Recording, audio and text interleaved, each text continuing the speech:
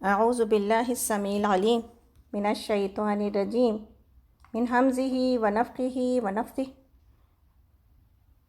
بسم اللہ الرحمن الرحیم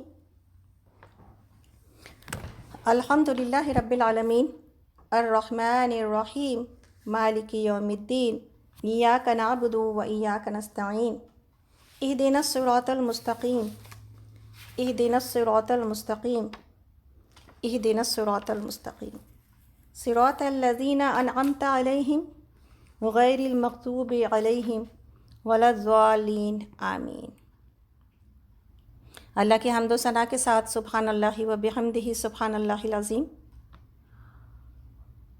اور نبی صلی اللہ علیہ وسلم کے اوپر درود اور سلام کے ساتھ اللہم صلی علی محمد وعلی آل محمد کما صلیت علی ابراہیم وعلی آل ابراہیم انکا حمید مجید، اللہم بارک علی محمد وعلی آل محمد کما بارکت علی ابراہیم وعلی آل ابراہیم انکا حمید مجید۔ اور اس دعا کے ساتھ کہ رب اشرح لی صدری ویسر لی امری واحلل عقدۃ من لسانی یفقہوا قولی واجعل لی وزیرا من اہلی ربنا زدنا علما ربنا زدنا علما ربنا زدنا علما اللہم فقہنا فی الدین اللہم فقہنا فی الدین اللہم فقہنا فی الدین آمین یا رب العالمین۔ اللہم انا نسألک علما نافعا ورزقا طیبا وعملا متقبلا۔ اللہ کی حمد و ثنا کے ساتھ اپنے پروگرام کا آغاز کرتے ہیں۔ آج ہمارا 17 دور قرآن کا پروگرام ہے۔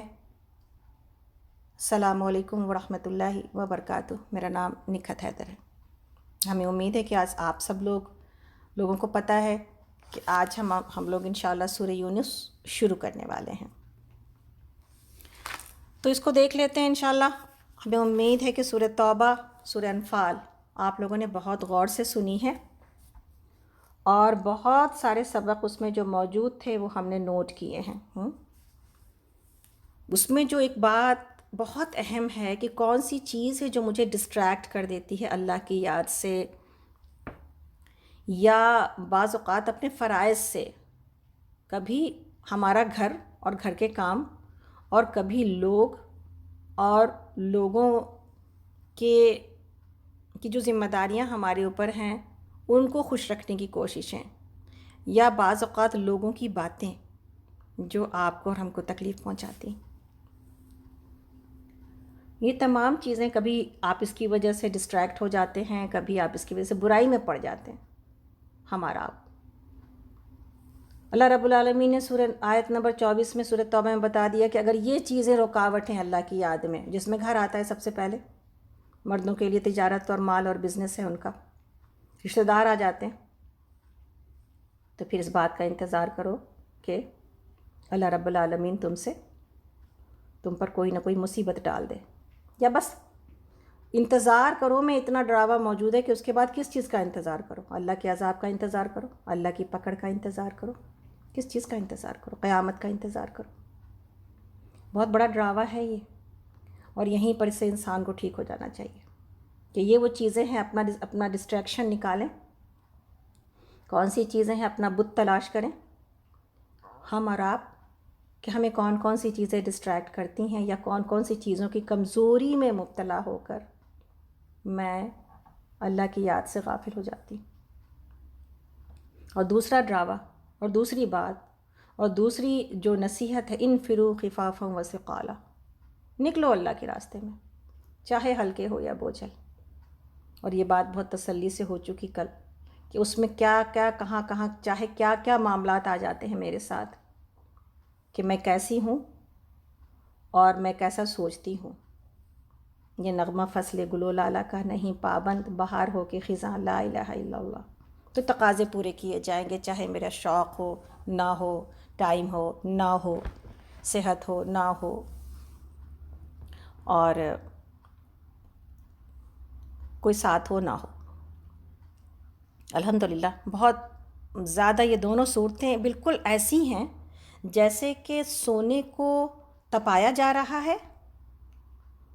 آپ کو محسوس ایسا ہوا ہوگا، ایسا لگا جیسے ہمیں گزارا گیا، پورے تمام باتوں سے، وہ تمام کمزوریوں سے، وہ تمام اللہ کی جو ہے کہیں پر تسلیاں ہیں، کہیں پر وعدے ہیں، کہیں پر ساتھ ہے، اور کہیں پر اللہ رب العالمین کا جلال ہے۔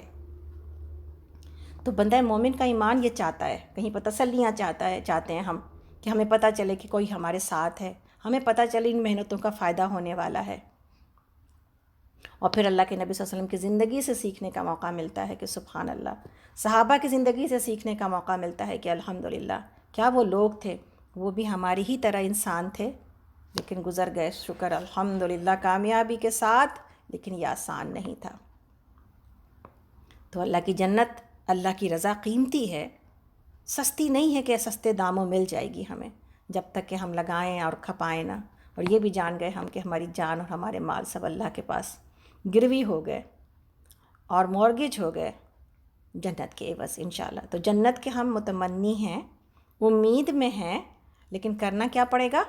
کرنا یہ پڑے گا کہ اپنی جان اور اپنے مال کو اللہ کے پسند کے کاموں میں لگانا ہوگا، اللہ کی نافرمانی میں نہیں لگانا ہوگا۔ تو سورہ انفال اور سورہ توبہ سے گزرتے ہوئے ایسا محسوس ہوا جیسے کہ جو کھوٹ تھی سونے کے اندر نا، وہ اس کو آگ میں تپا تپا کے اور پگھلا پگھلا کے اس کھوٹ سے پاک کیا گیا، صحابہ کو وہاں کیا گیا الحمدللہ رب العالمین، اور ہمیں یہاں ہوا اس کا فائدہ۔ تو ایک چارجنگ مل گئی، جب کوئی چیز سے کوئی بیماری نکال دی جاتی، کھوٹ کیا ہوتا ہے؟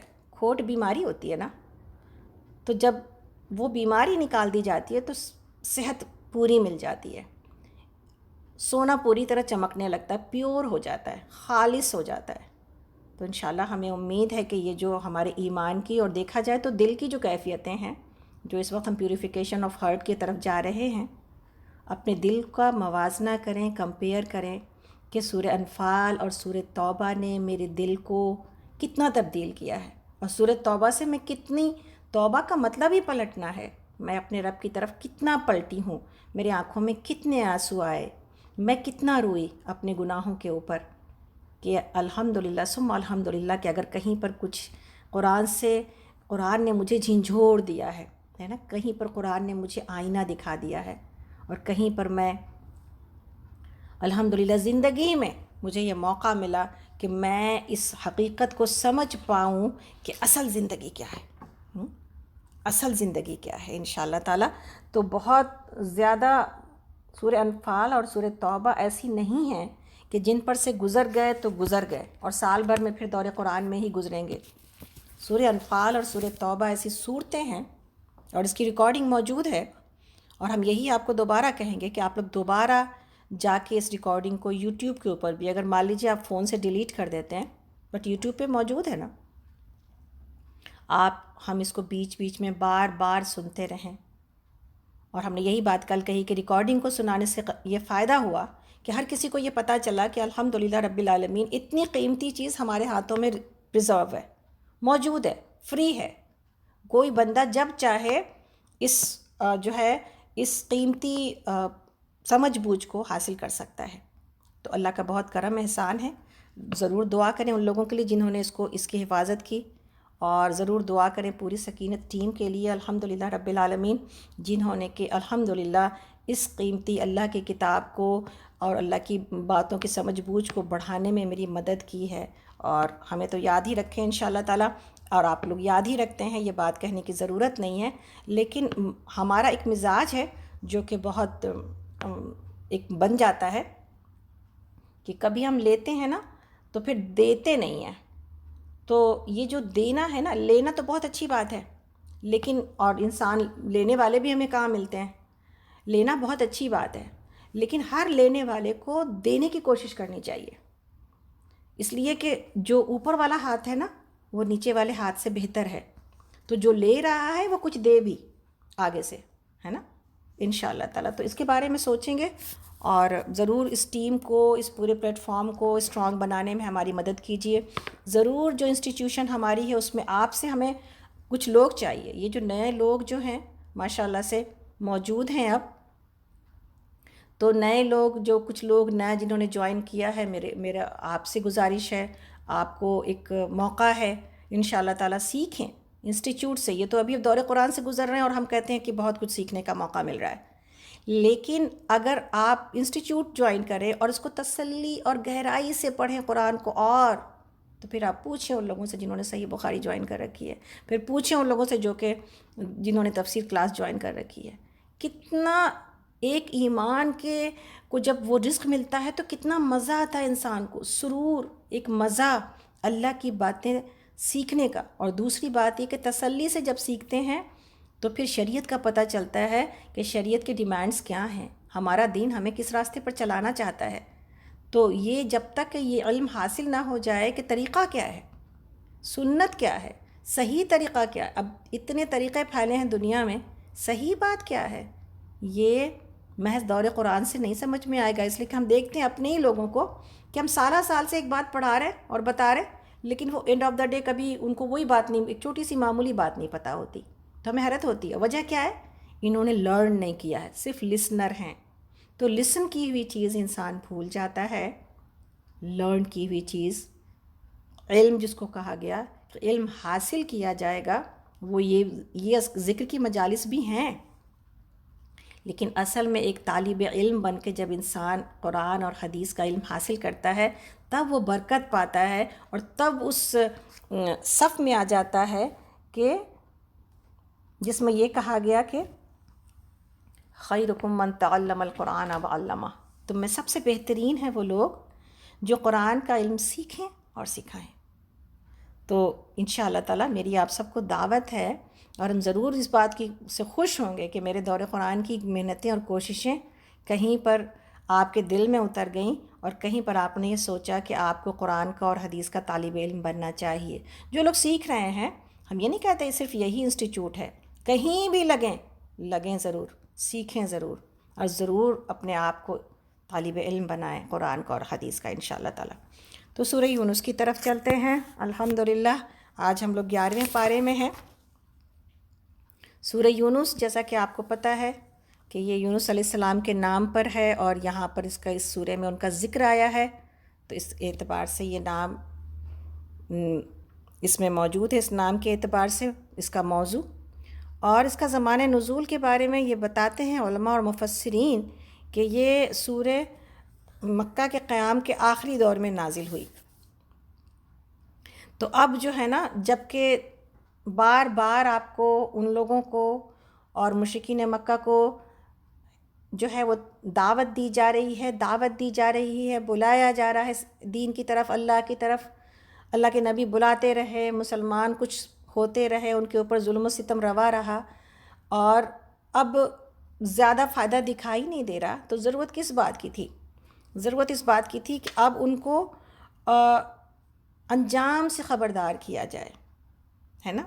اگر انسان نہیں سیکھتا، نہیں سنتا، انسانوں میں ایک بہت بڑی کیٹیگری، اللہ تعالیٰ ہمیں بچائے، آج بھی یہ سارا قرآن جو کیریکٹر، ہم نے پہلے بھی کہی یہ بات کہ قرآن جو کیریکٹر پیش کرتا ہے، اللہ رب العالمین جو ہمیں یہ دکھاتے ہیں یہ واقعات سے، کہ یہ شروع زمانے سے لے کے آج تک انسانوں کے اندر یہ قسم پائی جاتی ہے، اور زیادہ تر لوگ اسی طرح کے ہیں جو ضدی، ہٹ دھرم، متعصب، حاسد، ایسی اکثریت موجود ہوتی ہے، بات نہیں سنتے، بات نہیں مانتے. تو اللہ رب العالمین نے اب ایسے لوگوں کو، جب آپ جیسے اقبال نے بھی نے کہا کلام نرم و نازک، کیا ہے، مرد نادہ پر کلام نرم و نازک بے اثر، تو نہیں اثر کرتی چیزیں. تو یہاں پر یہ بات بتائی جا رہی کہ اب انجام سے خبردار کیا جائے. اور یہاں ان تمام دونوں صورتوں میں، سورہ یونس کے بعد ہم لوگ سورہ ہود پڑھنے والے ہیں، ان دونوں صورتوں میں جو پرانی قوموں کے جو کیریکٹر پیش کیے گئے، اس میں بہت ساری تسلیاں نبی صلی اللہ علیہ وسلم کو اور اصحاب نبی کو، صحابہ رضی اللہ عنہم کو، کہ یہ تمہارے ساتھ نہیں ہو رہا، ظلم و ستم تو ہوتا آیا ہے انبیاء کے ساتھ اور لوگوں کے ساتھ اور دین کی طرف بڑھنے والوں کے ساتھ، اور ہمارے زمانے میں اور قیامت تک کے لوگوں کو یہ تسلی دی جا رہی ہے کہ یہ ہوتا آیا ہے. تمہارے دل میں اگر یہ ہوگا کہ لوگ تمہاری بات سن کے فوراً مان لیں گے، یا اللہ کی بات ہے تو فوراً سمجھ لیں گے، یا ان کا ہی فائدہ ہے تو کیوں نہیں سمجھتے، دل میں دکھ ہوتا ہے.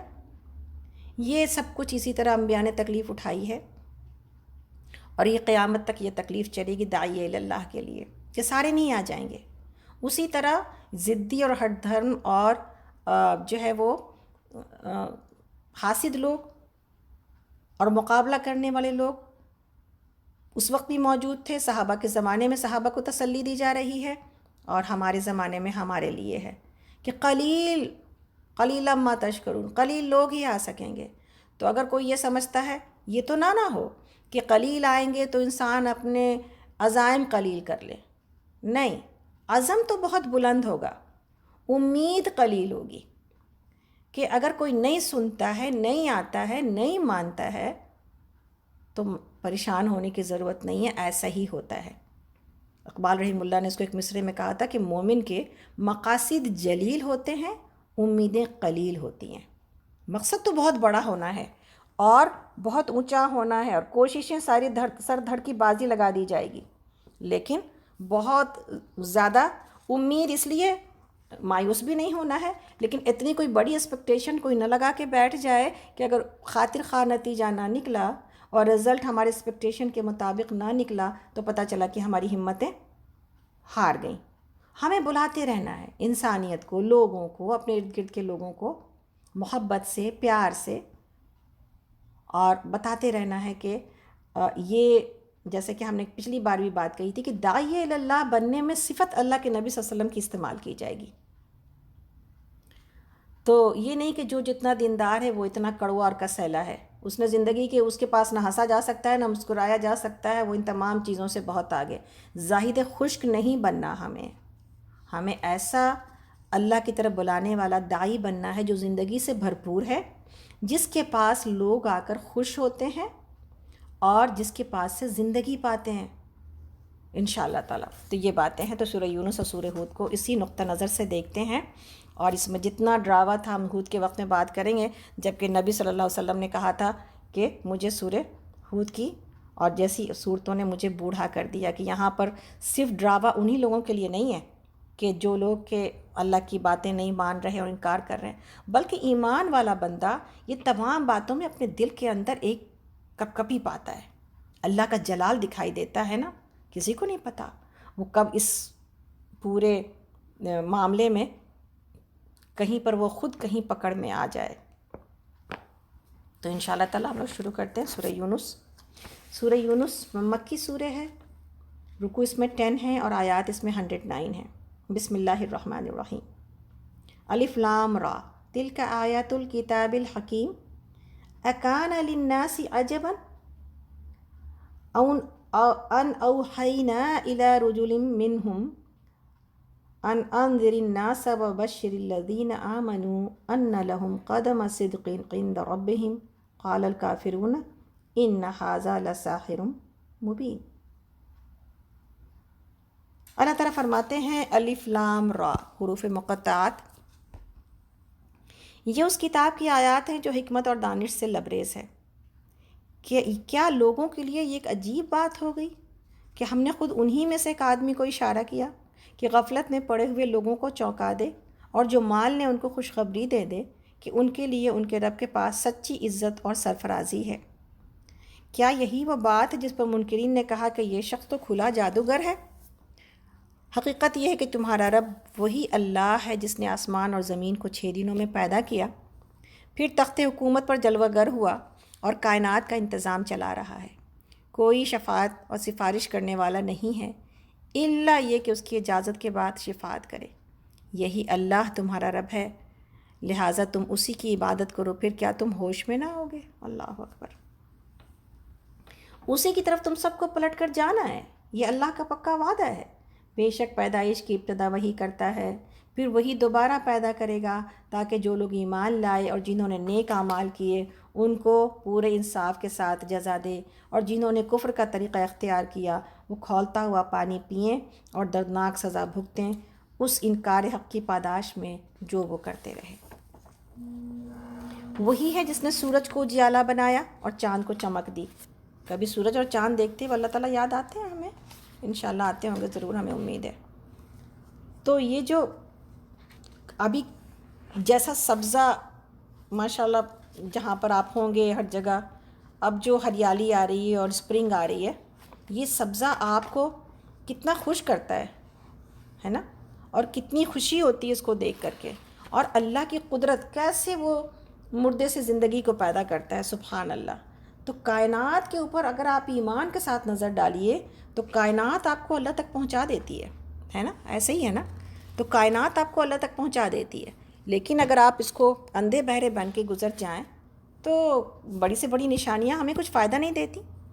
تو اللہ رب العالمین نے پیچھے یہ کہا کہ کوئی چونکانے والا، آخرت کی یاد دلانے والا اگر کوئی تم سے بات کرے گا اور تم کو تمہارا رخ آخرت کی طرف کرے گا تو تمہیں اس کی بات کو غور سے سننا ہے اور اس پر عمل کرنا ہے، اس لیے کہ سب کو پلٹ کے اللہ کے پاس واپس جانا ہے۔ جہاں جانا ہے وہاں کی کوئی انفارمیشن نہ حاصل کی جائے، یہ تو کوئی ابھی آج کے دور میں کوئی نہیں کرتا۔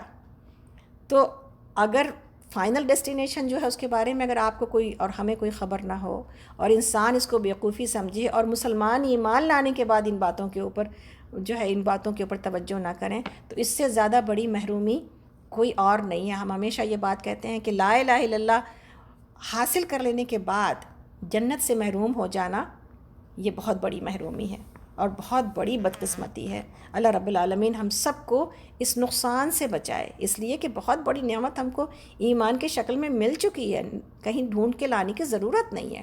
اب کیا کرنا ہے، یہ جو خام ہے، یہ جو بندہ ہے، یہ جو میرے اندر ہے، اپنی ذات کو تسخیر کرنا ہے، اپنے آپ کو فتح کرنا ہے اور اس کو سیدھا کرنا ہے دوسروں کو سیدھا کرنے کے بجائے، انشاءاللہ تعالی۔ اللہ رب العالمین اپنی نشانیاں بتا رہے ہیں، وہی ہے جس نے سورج کو اجالا بنایا اور چاند کو چمک دی۔ ہم لوگ اس وقت آیت نمبر سورہ یونس کی 5 پر ہیں اور پارہ نمبر 11 ہے۔ اور چاند کے گھٹنے بڑھنے کی منزلیں ٹھیک ٹھیک مقرر کر دیں تاکہ تم اس سے برسوں اور تاریخوں کے حساب معلوم کرو۔ اللہ نے یہ سب کچھ کھیل کے طور پہ نہیں بلکہ بامقصد ہی بنایا ہے۔ وہ اپنی نشانیوں کو کھول کھول کر پیش کر رہا ہے ان لوگوں کے لیے جو علم رکھتے ہیں، یقیناً رات اور دن کے الٹ پھیر میں اور ہر اس چیز میں جو اللہ نے زمین اور آسمانوں میں پیدا کی ہے نشانیاں ہیں ان لوگوں کے لیے جو بچنا چاہتے ہیں۔ اصل بات یہ ہے کہ جو لوگ ہم سے ملنے کی توقع نہیں رکھتے اور دنیا کی زندگی پر راضی اور مطمئن ہو گئے ہیں، اور جو لوگ ہماری نشانیوں سے غافل ہیں، ان کا آخری ٹھکانہ جہنم ہوگا، ان برائیوں کی پاداش میں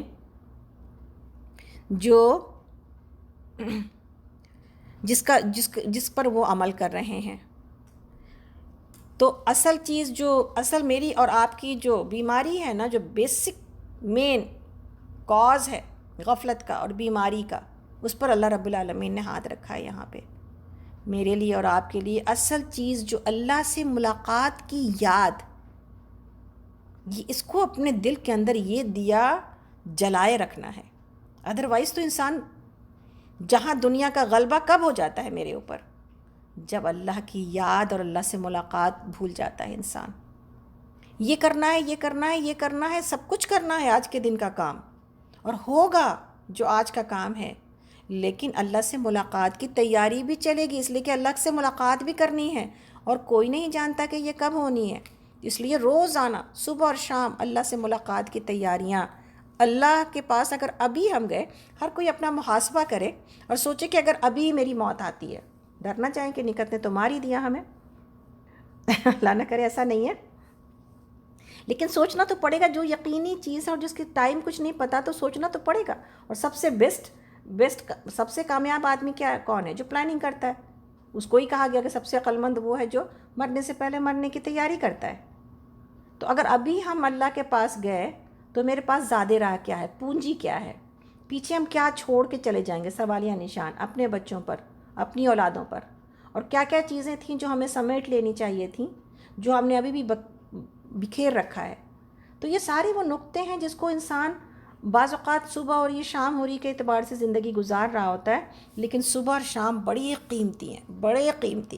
ہر دن کا سورج اتنا قیمتی ہے، ہر دن اتنا قیمتی ہے کہ انسان اگر اس کو صحیح معنوں میں اس کو سمجھ جائے تو ہم کہتے ہیں اللہ رب العالمین ہم سب کو اتنا عقل مند بنا دے، ہم سب کو اتنا جو ہے وہ بڑا میتھمیٹیشین بنا دے کہ ہم اپنے ایک ایک لمحے کی قیمت کا حساب لگا سکیں، اس لیے کہ ایک ایک لمحہ بہت قیمتی ہے۔ ہر سانس جو آ رہی ہے اور جا رہی ہے بہت قیمتی ہے۔ تو اس سانس کے آنے جانے کا عمل ہو تو رہا ہے بے خبری میں، لیکن اس کی خبر رکھنا بہت ضروری ہے۔ تو بات یہی ہو رہی تھی کہ اصل جو بیماری ہے وہ ملاقات کی تیاری نہیں ہے۔ دنیا میں ہر ملاقات کی تیاری، آج پارٹی پتہ چل جائے تو ایک ہفتے سے ہم اس کی تیاری شروع کر دیتے ہیں، لیکن اللہ سے ملاقات ہے، کیا یہی داغدار دل لے کے جائیں گے؟ یہی میلی کچیلی روح لے کے جائیں گے؟ ایسا تو نہیں نہ بھیجا تھا اللہ نے ہمیں۔ ہم کہتے ہیں کہ دلوں کو جو ہے وہ صاف کرنا ہے، ابھی بات ہو رہی تھی پیوریفیکیشن آف ہارٹ، کہ دلوں کو صاف کرنا ہے، لیکن یہ تو صاف ہی ہمیں ملا ہی تھا نا۔ تو یہ جو صاف ہمیں ملا تھا، اصل اس کو گندگی سے بچانا ہے۔ اصل بات یہ ہے کہ جو چیز صاف ہے اس کو صاف رکھنا ہے۔ اصل یہ نہیں ہے کہ پہلے گندگی جمع کر لی اور پھر کہتے ہیں ہم صفائی کریں گے۔ اصل یہ ہے کمرے میں جب ہم کمرہ کلین کرتے ہیں تو ہم کیا کوشش کرتے ہیں؟ ہم یہ کوشش کرتے ہیں کہ بھائی کلین کیا نا تو کلین ہی رہے۔ پھر کوئی ایک چیز، ایک کپڑا ادھر ادھر کوئی ایسی بے ترتیبی دکھائی دیتی ہے تو ہم فوراً کہتے ہیں کہ نہیں نہیں نہیں، یہ تو ابھی تو ٹھیک کیا تھا، یہ کہاں سے آ گیا؟ ایک تنکا کہیں پر کوئی داغ دکھائی دیتا، ارے یہ کہاں سے آ گیا؟ اٹھاتے پھرتے ہیں، چلتے پھرتے گھروں میں ہم چیزیں کہ ہم نے صفائی کی تھی ابھی، یار کچھ دیر تو رہنے دو، کچھ دیر تو کوئی گھر کو ٹھیک رہنے دے۔ اپنی چھوٹی چھوٹی محنتوں کا ہم کتنا خیال کرتے ہیں۔ وہ دل جو ہمیں صاف ملا تھا، وہ روح جو ہمیں پاکیزہ ملی تھی، کتنے میل چڑھا لیے ہم نے، کتنے داغ لگا چکے ہم اپنے دل کے اوپر۔ تو جتنا بھی اس کے اوپر بات کریں اتنا کم ہے، لیکن سوچتے ہوئے گزرنا ہے نا قرآن سے۔ تو یہ باتیں کہ اللہ رب العالمین سے ملاقات کرنی ہے، کیسا دل لے کے جائیں گے، کیا مال لے کے جائیں گے، کیسی روح لے کے جائیں گے؟ انشاءاللہ تعالیٰ یہ جو ملاقات ہے، اللہ نے ہمیں سب کچھ پاکیزگی کے ساتھ اپنی روح میں سے پھونکا، اپنے ہاتھوں سے بنایا، پاکیزہ دل دے کے بھیجا، سب سے بہترین چیز جو میرے جسم میں، جو میرے صحت کا ضامن ہے۔ تو انشاءاللہ ہمیں امید ہے کہ یہ جو تیاری پکڑنی ہے نا جانے کی، اس میں سب سے پہلے دل اور روح کی فکر کی جائے گی، اور یہی وجہ ہے اس دور قرآن سے گزرتے ہوئے جب روح کو غذا ملتی ہے اور دل کو غذا ملتی ہے تو انسان کتنی خوشی اور کتنا سرور محسوس کرتا ہے، الحمدللہ رب العالمین۔ لیکن محض ظاہر ہے یہ تو ہمارے لیے کتاب ہدایت ہے نا، تو محض سننا اور خوش ہونا نہیں ہے، انشاءاللہ تعالیٰ اس کی جو تیاریاں ہیں وہ تیاری پکڑنی ہے۔ جو انسان تیاری کی طرف چل پڑا اور اصلاح کی طرف چل پڑا، اپنی ذات کی پہلے اور پھر دوسروں کی بعد میں اس کے بعد، لیکن اس کا مطلب یہ نہیں ہے کہ انسان کہے میں تو بہت ابھی کمزور ہوں، میں تو بہت زیادہ گنہگار ہوں، تو میں کہاں لوگوں کو بلا سکتی ہوں۔ نا نا نا نا نا، اس کی کوئی گنجائش موجود نہیں ہے۔ آپ کو ایک آیت بھی پہنچے تو دوسروں تک پہنچانا ہے، ہمیں ایک آیت بھی پہنچے تو دوسروں تک پہنچانا ہے انشاءاللہ تعالیٰ۔ تو آگے چلتے ہیں، ہم لوگ اس وقت آیت نمبر 9 پر ہیں، سورۃ یونس پارہ نمبر 11۔ اور یہ بھی حقیقت ہے کہ جو لوگ ایمان لائے اور نیک اعمال کرتے رہے، انہیں ان کا رب ان کے ایمان کی وجہ سے سیدھی راہ چلائے گا۔ نعمت بھری جنتوں میں ان کے نیچے نہریں بہیں گی، وہاں ان کی یہ صدا ہوگی کہ پاک ہے تو اے خدا، دعواہم فیہا سبحانک اللہم وتحیتہم فیہا سلام، اور ان کی یہ دعا ہوگی کہ سلامتی ہو، اور ان کی ہر بات کا خاتمہ اس بات پر ہوگا ان الحمدللہ رب العالمین۔ یہ اپنا کلمہ بنا لیں ہم، 3 چیزیں کیا ہیں؟ سبحانک، سبحان اللہ، اور سلام، اور الحمدللہ رب العالمین۔ یہ بہت ضروری ہے۔ الحمدللہ بھی کہہ سکتے ہیں، لیکن اگر جنت کا کلمہ یہ ہے کہ جنت میں الحمدللہ کے ساتھ رب کی پوری بڑائی بیان کی جا رہی ہے، رب العالمین، تو یہاں پر کیوں نہیں کہہ سکتے دنیا میں، ہے نا؟ تو انشاءاللہ تعالیٰ الحمدللہ رب العالمین ایک جنت کا کلمہ ہے، جو اگر ہم سب جنت میں جانا چاہتے ہیں، اور الحمدللہ اور انشاءاللہ ہم سب اسی کوششوں میں ہیں، تو یہ تینوں کلمے میری زبان پہ جاری و ساری ہونا چاہیے۔ اور ہم بہت تفصیل سے یہ بات پڑھائے کہ کس طرح یہ جو 4 کلمے ہیں اللہ کو کتنے پسند ہیں، اور ان 4 کلموں کا اجر کیا ہے۔ سبحان اللہ والحمدللہ ولا الہ الا اللہ واللہ اکبر۔ اللہ تعالیٰ کہتے ہیں، آیت نمبر 11 پر ہیں ہم لوگ اس وقت، سورہ یونس پارہ نمبر 11۔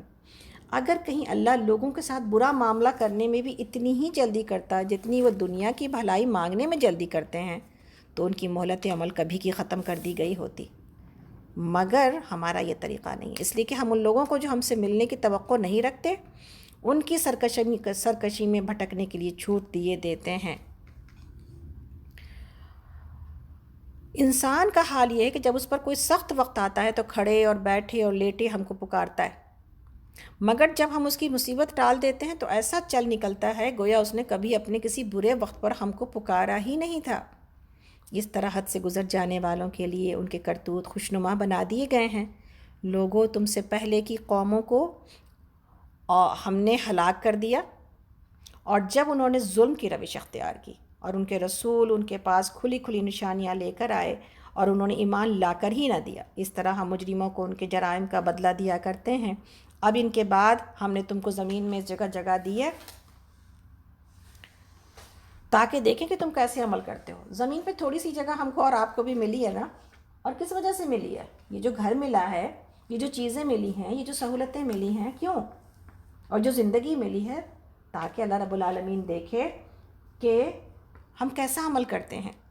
اور اللہ رب العالمین نے یہاں پر دنیا کی جو بات کی ہے اور مومن کی جو حالت بیان کی ہے کہ مومن ہر حال میں اللہ کا شکر کرتے ہیں۔ اور کیا ہے کہ حدیث شریف میں ہے کہ مومن کی حالت پر تعجب ہے، اس کے لیے ہر اللہ رب العالمین کا فیصلہ اچھا ہی اچھا ہوتا ہے۔ اسے تکلیف پہنچتی ہے تو اس نے صبر اور استقامت اگر اختیار کی تو اسے نیکیاں ملی، اسے راحت پہنچی اس نے شکر کیا اس پر بھی نیکیاں ملی۔ یہ بات مومن کے سوا کسی کو حاصل نہیں ہے نا، یہ بات مومن کے سوا کسی کو حاصل نہیں ہے۔ اسی طرح اللہ رب العالمین نے جب یہ کہا کہ برائی کو پہنچانے میں اللہ رب العالمین جلدی نہیں کرتے، اسی لیے ایک حدیث موجود ہے، نبی صلی اللہ علیہ وسلم نے فرمایا کہ اپنی جان اور مال پر بد دعا نہ کرو۔ کبھی کبھی انسان کے منہ سے اپنے بچوں کے لیے، اپنی اولاد کے لیے بری بات نکل جاتی ہے، لعنت کے لفظ نکل جاتے ہیں، نعوذ باللہ۔ کبھی کوئی اور غصے کی حالت میں، لیکن غصے کی حالت میں بھی کیا دینا چاہیے؟ دعا۔ اللہ کے نبی صلی اللہ علیہ وسلم نے کہا کہ اپنی جان اور مال پر بد دعا نہ کرو، ایسا نہ ہو کہ کسی قبولیت کے ساتھ جو ہے وہ موافق ہو جائے اور وہ بد دعا قبول ہو جائے، ہے نا۔ اللہ نہ کرے انسان کبھی کہہ دیتا ہے اس زندگی سے تو موت بہتر ہے، نعوذ باللہ۔ کوئی بھی ایسی بات جو کہ نکالنی نہیں چاہیے منہ سے کہ اگر قبول ہو جائے تو انسان تا زندگی حسرت کرتا رہ جائے، اپنی اولاد کے سلسلے میں، اپنے سلسلے میں، کسی کے سلسلے میں۔ دشمن کو بھی کہا گیا کہ بد دعا نہ دو اور لعنت نہ کرو اس کے اوپر۔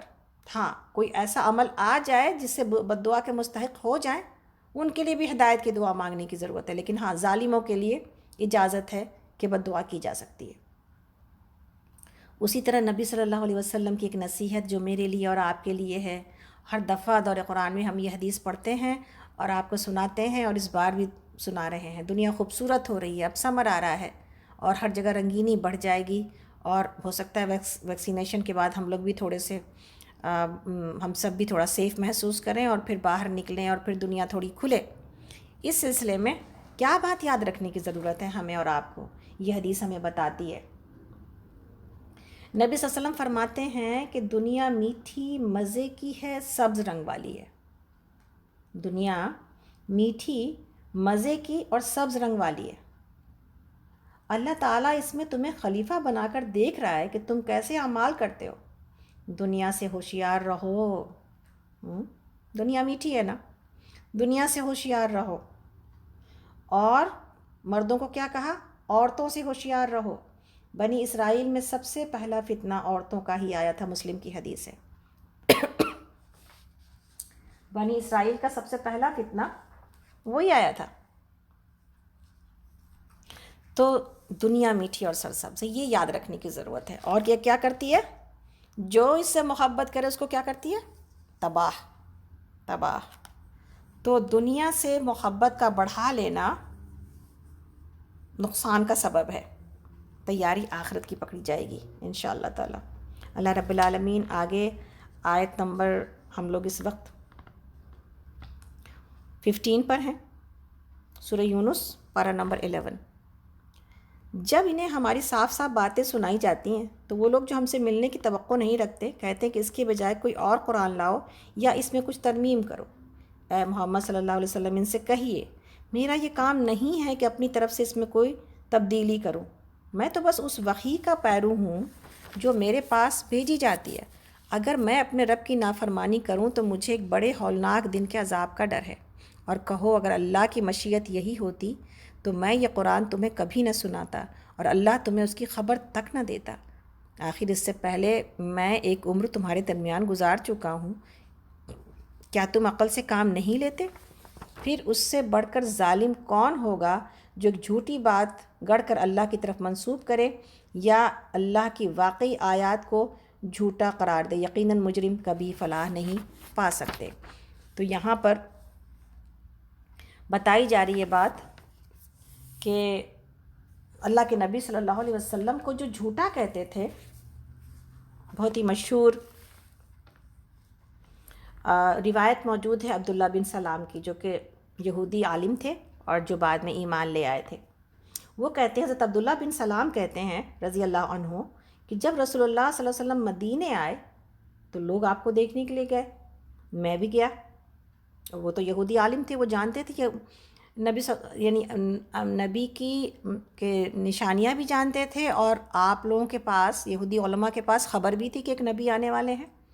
اور پھر ان کو پتہ چلا کہ بھائی بنی اسماعیل میں ایک نبی پیدا ہو گیا اور جو اپنی نبوت کے دعوے کر رہے ہیں، تو ان کو شک تھا، اور آپ لوگوں کو دیکھنا بھی تھا کہ بھائی یہ معاملہ جو ہے کیا واقعی ایسا ہے۔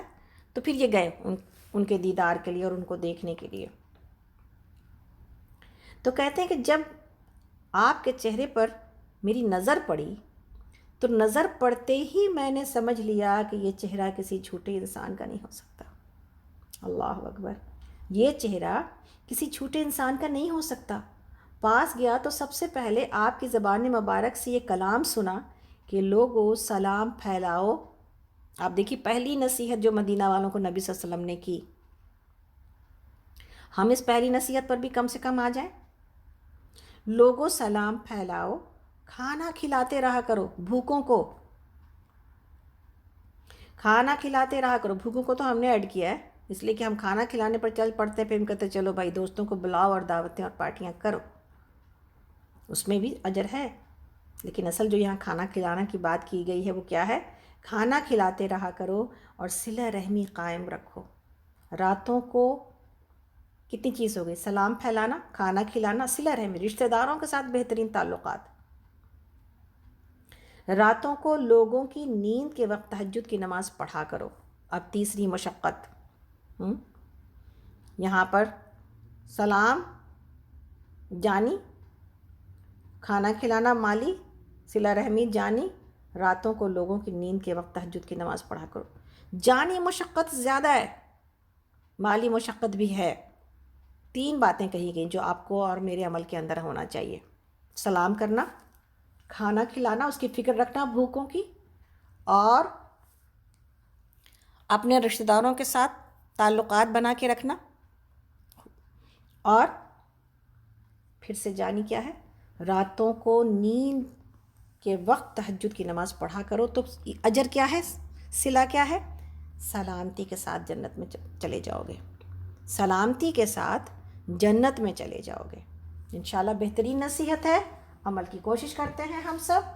اللہ رب العالمین ہم سب سے یہ عمل کروا لے، آمین۔ آگے اللہ تعالیٰ فرماتے ہیں، آیت نمبر ہے اس وقت سورہ یونس کی 18 اور پارہ نمبر 11۔ یہ لوگ اللہ کے سوا ان کی پوجا کر رہے ہیں جو ان کو نہ نقصان پہنچا سکتے ہیں نہ نفع۔ عبادت کر رہے ہیں ان لوگوں کی جو نہ نقصان پہنچا سکتے ہیں نہ نفع، اور کہتے یہ ہیں کہ یہ اللہ کے یہاں ہمارے سفارشی ہیں۔ اے محمد صلی اللہ علیہ وسلم ان سے کہیے، کیا تم اللہ کو اس بات کی خبر دیتے ہو جسے وہ نہ آسمانوں میں جانتا ہے نہ زمین میں؟ پاک ہے وہ اور بالا و برتر ہے اس شرک سے جو یہ لوگ کرتے ہیں۔ شروع میں سارے انسان ایک ہی امت تھے، بعد میں انہوں نے مختلف عقیدے اور مسلک بنا لیے، اور اگر تیرے رب کی طرف سے پہلی ہی ایک بات طے نہ کر لی گئی ہوتی تو جس چیز میں وہ باہم اختلاف کر رہے ہیں اس کا فیصلہ کر دیا جاتا۔ اور جو وہ کہتے ہیں کہ اس نبی پر اس کے رب کی طرف سے کوئی نشانی کیوں نہ اتاری گئی، تو ان سے کہو غیب کا مالک و مختار تو اللہ ہی ہے، اچھا انتظار کرو، میں بھی تمہارے ساتھ انتظار کرتا ہوں۔ تو گویا کہ یہاں پر یہ بات بتائی جا رہی کہ یہ لوگ جنہوں نے 360 بت لگا رکھے ہیں خانہ کعبہ میں، اور کیا کہتے ہیں یہ ہماری سفارش کریں گے اللہ کے پاس، یہ حق سفارش کا ان کو کس نے دیا؟ اور کیسے پتہ چلا یہی وہ لوگ ہیں جو سفارش کر سکتے ہیں؟ ہم لوگ اپنے طور پر بھی بعض اوقات بعض لوگوں کے جو ہے وہ دامن میں پناہ لینے کی کوشش کرتے ہیں کہ میرا کیا ہے قصور، فلاں تو نے ہم سے ایسا کہہ دیا تھا، یا فلاں کی وجہ سے میں نے ایسا کیا۔ تو یہ توجیہات ریزننگ جو ہے نا، اور جو کوئی بلیم گیم کوئی انسان کھیلتا ہے، یہ سب نہیں کام آئے گا اللہ کے پاس۔ اللہ کے پاس ہماری ساری چرب زبانیاں، ہم اور آپ بعض اوقات اپنی غلطیاں مانتے ہی نہیں ہیں، بحثیں گھنٹوں گھنٹوں کی ہیں غلطی ماننے کے اعتبار سے کہ نہیں بھائی میری غلطی نہیں تھی، لیکن لوگوں کو ڈسٹرب رکھنا، پریشان رکھنا اور بے چین اور بے قرار رکھنا، یہ ہماری عادتیں ہیں۔ ایک جو ہے وہ معافی کا کلمہ کتنوں کو سکون پہنچا دیتا ہے، ایک چیز سے درگزر کتنا انسان کو خود اپنی ذات پہ سکون پہنچا دیتا ہے۔ معافی مانگنے والا اس لیے معافی نہیں مانگتا کہ وہ غلطی پر، یہ بات نہیں سمجھ پاتے بعض لوگ، وہ یہ ثابت کرتے رہتے میں نے غلطی کی نہیں تو معافی کیوں مانگی جائے۔ معافی اس لیے نہیں مانگی جاتی کہ غلطی پر میں ہوں، معافی اس لیے مانگ لی جاتی ہے کہ معاملے کو ختم کرنے کے لیے یہ ضروری ہے، اور چھوٹا بننے میں بہت زیادہ فائدہ ہے۔ اللہ رب العالمین نے کہا جس نے اللہ کے لیے اپنے آپ کو جھکا لیا، اللہ تعالیٰ اس کو بلند کر دیں گے۔ لوگ اپنی ذات کی بلندی سے نیچے اترنے کی کوشش، اونچے سے اونچے بننے کی کوشش میں ہم لگے رہتے ہیں، اور یہ نہیں سمجھتے کہ اس میں بلندی نہیں، انسان گر جاتا ہے نگاہوں سے، اس کو پتہ بھی نہیں چلتا کہ جس کو بلند رکھنے کی کوشش کر رہا ہے انسان وہ گر ہی جاتا ہے، لیکن یہ انسان کو پتہ نہیں چلتا۔ تو اللہ رب العالمین نے یہاں پر جو لوگوں کو بات بتائی ہے کہ اختلافات یہ تو بعد میں پیدا ہوئے، امت تو ایک ہی تھی پہلے، تو ہم اور آپ اختلاف کے اعتبار سے یہ مایوس نہ ہو جائیں کہ اختلاف اب ختم نہیں ہوں گے، ہم جانتے بھی ہیں حدیث کے اعتبار سے، بٹ اس کے باوجود کوشش کس بات کی کرنی ہے؟ اتحاد کی، بغیر جو ہے وہ اپنی اس ناامیدی سے اوپر اٹھ کر کے انسان کو کوشش کرنے کی ضرورت ہے کہ میرا کام اختلافات کو ختم کرنا ہے، بڑھانا اور ہوا دینا نہیں ہے۔ تو انشاءاللہ تعالیٰ یہ جو بات ہے کہ اختلاف کیوں ہو گئے، اللہ رب العالمین نے اس کا جواب دیا ہے۔ اسی طرح اللہ تعالیٰ یہ فرماتے ہیں آیت نمبر 21 اور سورہ یونس ہے اور پارہ نمبر 11 ہے کہ لوگوں کا حال یہ ہے کہ مصیبت کے بعد جب ہم ان کو رحمت کا مزہ چکھاتے ہیں تو فوراً ہی وہ ہماری نشانیوں کے معاملے میں چال بازیاں شروع کر دیتے ہیں۔ ان سے کہو اللہ اپنی چال میں تم سے زیادہ تیز ہے، اس کے فرشتے تمہاری سب مکاریوں کو قلم بند کر رہے ہیں، وہ اللہ ہی ہے جو تم کو خشکی اور تری میں چلاتا ہے۔ چنانچہ جب تم کشتیوں میں سوار ہو کر بعد موافق یعنی فیوریبل ونڈ پر جب فرحاں اور شاداں سفر کر رہے ہوتے ہو، پھر یکایک کوئی اگینسٹ میں جب ونڈ آ جاتی ہے اور اس کا زور ہوتا ہے اور ہر طرف سے موجوں کے تھپیڑے لگ رہے ہوتے ہیں اور مسافر یہ سمجھ لیتے ہیں کہ طوفان میں گر گئے، اس وقت سب اپنے دین کو اللہ ہی کے لیے خالص کر کے اس سے دعائیں مانگتے ہیں، اگر تو نے ہم کو اس بلا سے نجات دے دی تو ہم شکر گزار بندے بنیں گے۔ مگر جب وہ ان کو بچا لیتا ہے تو پھر وہی لوگ حق سے خلاف ہو کر زمین میں بغاوت کرنے لگتے ہیں۔ لوگوں تمہاری یہ بغاوت الٹی تمہاری خلاف پڑ رہی ہے، دنیا کے چند روزہ مزے ہیں لوٹ لو، پھر ہماری طرف تمہیں پلٹ کر آنا ہے، اس وقت ہم تمہیں بتا دیں گے کہ تم کیا کرتے رہے ہو۔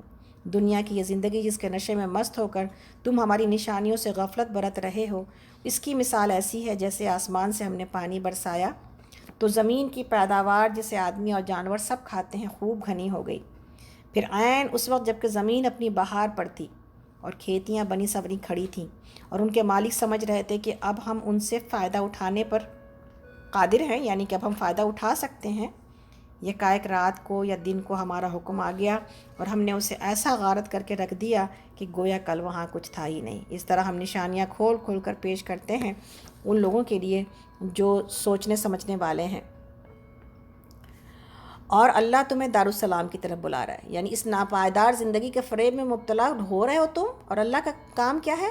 اللہ تمہیں دارالسلام کی طرف دعوت دے رہا ہے۔ ہدایت اس کے اختیار میں، جس کو وہ چاہتا ہے سیدھا راستہ دکھا دیتا ہے۔ جن لوگوں نے بھلائی کا طریقہ اختیار کیا ان کے لیے بھلائی ہے اور مزید فضل، ان کے چہروں پر روح سیاہی اور ذلت چھائے گی۔ وہ جنت کے مستحق ہیں جہاں وہ ان کے چہروں پر روح سیاہی اور ذلت نہ چھائے گی۔ وہ جنت کے مستحق ہیں جہاں وہ ہمیشہ رہیں گے۔ اور جن لوگوں نے برائیاں کمائیں ان کی برائی جیسی ہے ویسا ہی بدلہ وہ پائیں گے۔ ذلت ان پر مسلط ہوگی، کوئی اللہ سے ان کو بچانے والا نہ ہوگا۔ ان کے چہروں پر ایسی تاریکی چھائی ہوئی ہوگی جیسے رات کے سیاہ پردے۔ اللہ اکبر۔ ان پر پڑے ہوئے ہوں گے ربنا لا تجعلنا منہم۔ وہ دوزخ کے مستحق ہیں جہاں وہ ہمیشہ رہیں گے، جس روز ہم ان سب کو ایک ساتھ اپنی عدالت میں اکٹھا کریں گے۔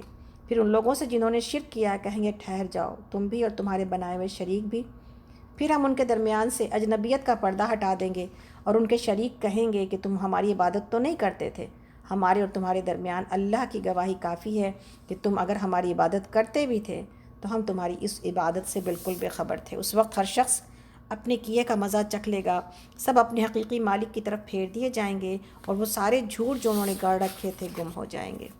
تو گویا کہ یہاں پر اللہ رب العالمین نے یہ بات بتائی کہ کس طرح جو ہے یہ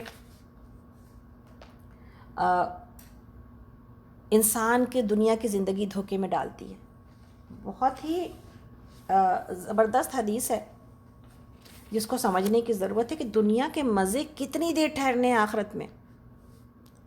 حدیث میں ہے کہ بڑے دنیا دار کروڑ پتی کو جو ہمیشہ ناز و نعمت ہی میں پلا رہا، لا کر جہنم میں غوطہ دیا جائے گا۔ جہنم میں صرف ایک غوطہ دیا گیا ہے، ڈالا نہیں گیا۔ پھر اس سے پوچھا جائے گا کہ کہو تمہاری زندگی کیسی گزری؟ وہ کیا جواب دے گا کہ میں نے تو کبھی کوئی راحت نہیں دیکھی۔ اللہ اکبر۔ دنیا کی راحتیں کتنا ہمیں دھوکہ دیتی ہیں، مگر کچھ فائدہ نہیں ہونا اگر اللہ کی نافرمانی میں یہ راحتیں ہمیں عزیز ہیں، اللہ نہ کرے، یا اللہ کے پسند کے کاموں میں سے یہ راحتیں ہمیں روکتی ہیں۔ وہ کہے گا کہ میں نے تو کبھی کوئی راحت نہیں دیکھی، کبھی آرام کا نام بھی نہیں سنا۔ اسی طرح دنیا کی زندگی میں ایک گھڑی بھی جس پر آرام کی نہیں گزری ہے نا، ایک گھڑی بھی آرام نہیں، پوری زندگی پریشان رہا، اسے لایا جائے گا جنت میں غوطہ کھلا کر پوچھا جائے گا کہ دنیا میں کیسے رہے؟ جنت کا صرف ایک غوطہ جواب دے گا کہ پوری عمر کبھی رنج اور غم کا نام بھی نہیں سنا، کبھی تکلیف اور دکھ دیکھا بھی نہیں۔ اللہ اکبر، اللہ اکبر۔ آپ اور ہم اس حدیث کو سنیں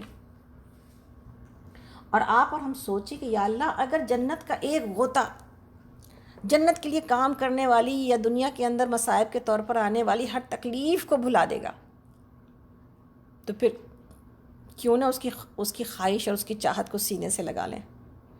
اور جہنم کا اگر ایک غوطہ دنیا کی ساری راحت اور آرام کو بھلا دے گا تو پھر کیوں دنیا میں غفلت کی زندگی یا راحت کی زندگی کو حاصل کرنے کے لیے پیچھے پڑے رہیں۔ کتنی دیر ہے دنیا، کتنی چھوٹی سی ہے یہ زندگی۔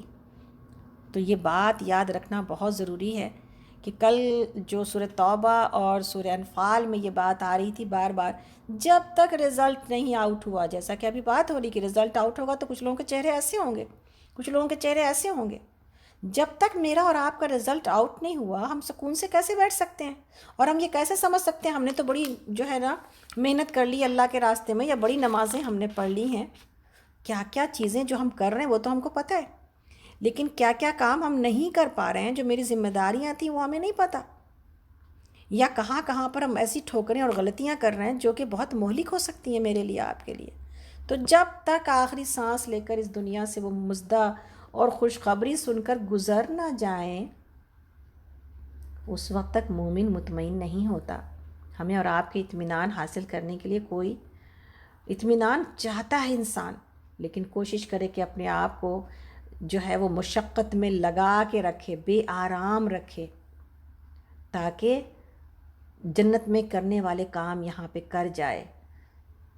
اور جسم کو تو آپ جتنا آرام دہ بنائیں گے نا، جسم آپ سے اتنی توقع کرے گا اور اتنا آرام مانگے گا، اور جتنا اس کو ہم اور آپ مشقت سکھائیں گے، پوری کی پوری سائنس موجود ہے اس کے اوپر، اتنا اتنا وہ پھر وہ مشقت کے لیے آمادہ ہو جائے گا۔ ایکسرسائز لوگ کیوں کرتے ہیں؟ اپنے آپ کو ہیلدی رکھنے کے لیے۔ کرتے تو دوڑتے بھاگتے دکھائی دیتے ہیں، کتنی مشقت ہے، پسینہ نکل رہا ہے، سب کچھ ہے، لیکن جسم کیا ہوتا جاتا ہے اس مشقت کے زیر اثر؟ ہیلدی ہوتا جاتا ہے، طاقتور ہوتا جاتا ہے۔ اس لیے ایمان کی ریکوائرمنٹ کو جتنا جتنا بڑھاتے جائیں گے اور جتنا جتنا ایمان کی جو مطالبات ہیں اس کے اوپر عمل کرتے جائیں گے، اس میں مشقت ہوگی، مشقت تو ہے ہی نا، اور دل بھی نہیں چاہے گا۔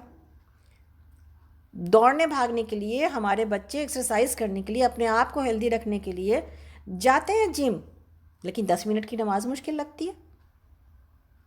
تو یہ کیا ہے؟ دنیا کا یہی دھوکہ ہے۔ اللہ رب العالمین ہم سب کو بچائے، آمین۔ تو آگے چلتے ہیں انشاءاللہ تعالی۔